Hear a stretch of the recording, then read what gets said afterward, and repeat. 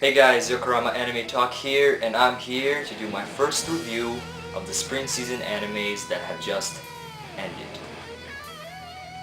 The anime I will be reviewing is Gata HK.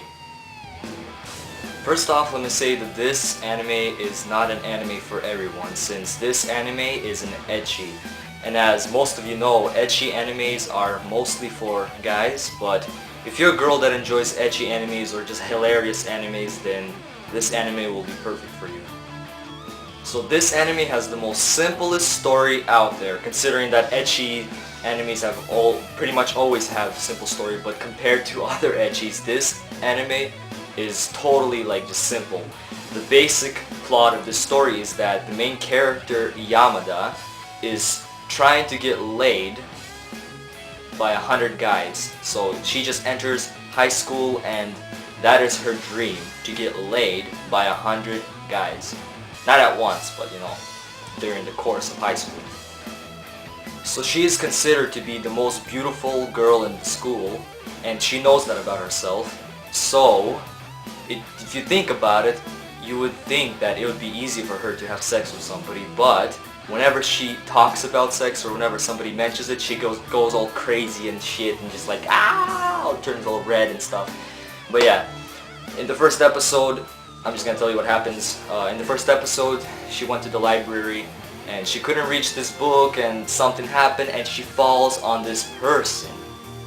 And she looks at him and it is a person named Takeshi Kosuda, and which is the second main character of the series. Takeshi Kosuda is also a virgin, and he is a very casual guy that nothing special about him. So it's like he is nothing special. He's just a guy that is like you would say, like he's just doesn't have anything special about him, that he is nobody pretty much, that he's just gonna be like a regular guy, like just grows up, goes to work like in a regular place, and just like a casual guy, like you would say. And she thinks that she's too good for him, but she thinks that since she's a virgin, he's a virgin, it would be easy to have sex with him.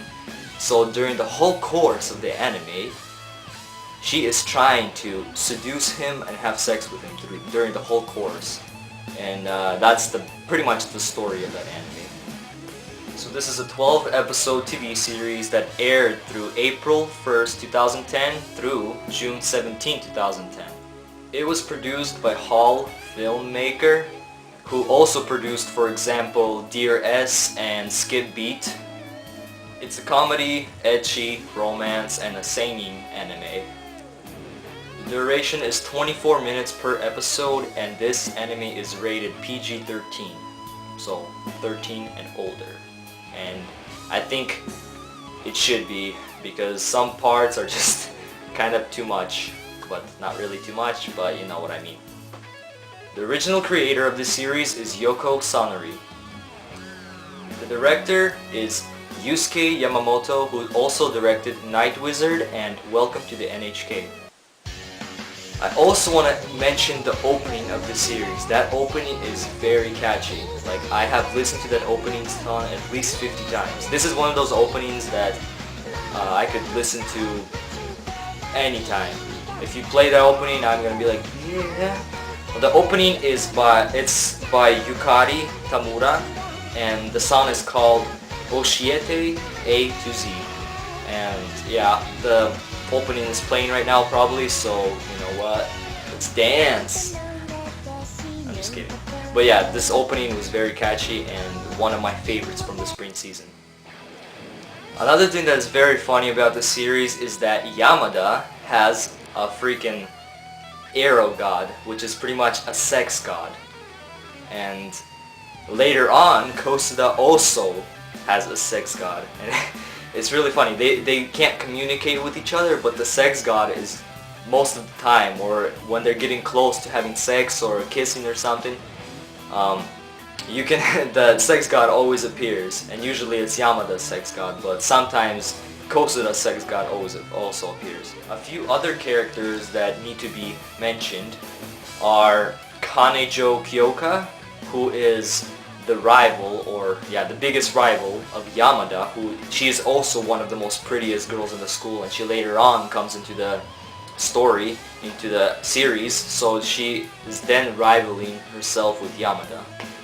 Another character is Kanijo Keiichi, who is Kyoko Kanijo's brother, and he shows up a little bit later in the series. You do see him in the beginning episodes, not the first episode, but later on in the beginning. But he then actually shows up into the story close to the end of the series. Another character that is not really that important to the story, but she is in some of the episodes, and that character is Yamada Chika, who is Yamada's sister. And she is, I think, a year younger or something like that. But she is totally like a guy magnet. Like, there's guys that are coming over to her house, there's guys that sending her letters. Then she later on, I think, goes to the school when Yamada goes to 10th grade.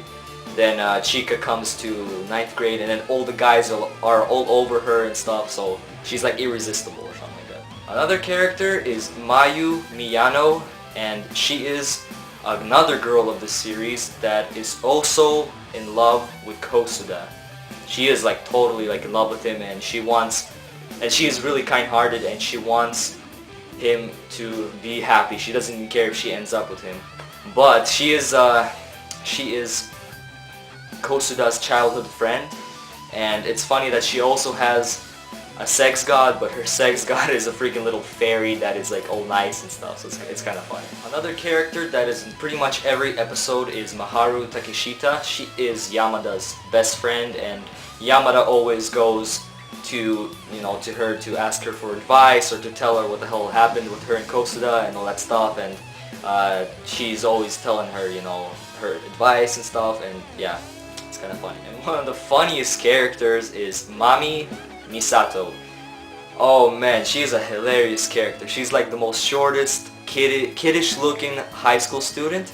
She's in the same class as Yamada, but she is like totally just like sticking to every single guy and stuff, like, oh, let's get married and stuff. She also like, I think she actually gets married or gets close to getting married to Kanijo's brother.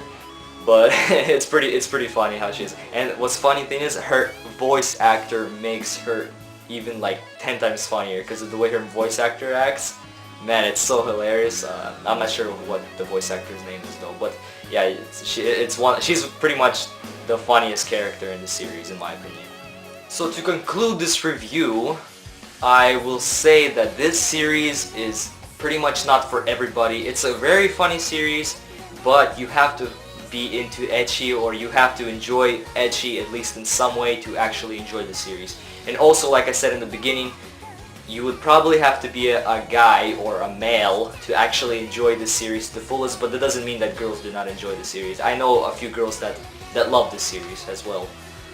So I do recommend this to everybody who likes ecchi. This is one of the most unique ecchi stories that you will probably not see or find in any old series or any of the new series. So definitely check it out if you're an ecchi fan, and if you're a guy.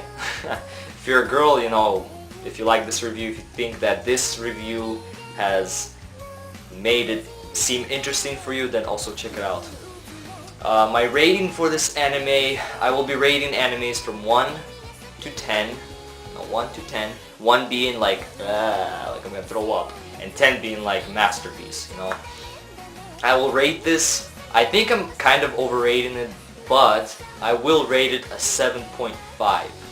Which is good, but not very good. It is alright.